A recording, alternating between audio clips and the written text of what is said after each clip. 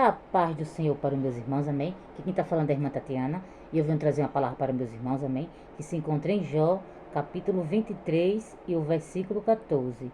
Jó, capítulo 23 e o versículo 14, amém?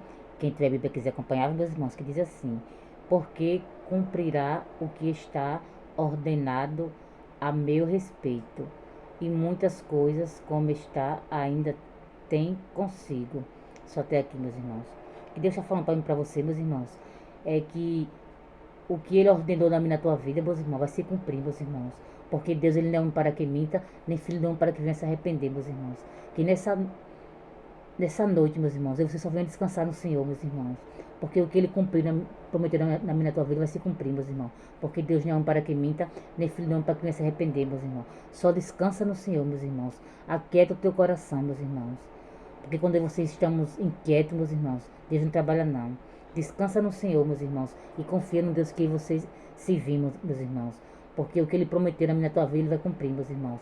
Porque o que está ordenado na tua vida, meus irmãos, vai se cumprir, meus irmãos. Porque quando Deus dá ordem, meus irmãos, tem que se cumprir, meus irmãos.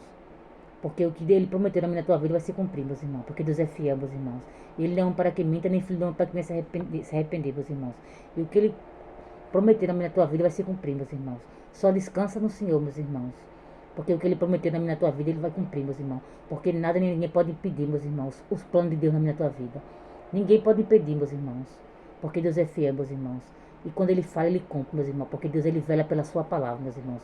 Só descansa no Senhor, meus irmãos. Porque o que Ele prometeu na tua vida vai se cumprir, meus irmãos. Porque tem coisa boa chegando da parte de Deus para mim e para a tua vida, meus irmãos. Só descansa no Senhor, meus irmãos. Porque tem coisa boa chegando, meus irmãos. Porque Deus é fiel, meus irmãos. Só descansa no Senhor, meus irmãos. Porque tudo que Ele falou na tua vida vai se cumprir, meus irmãos. E só até aqui, meus irmãos. For pouco, a irmã Tatiana entendeu essa palavra. Fique todos com Deus e a paz do Senhor.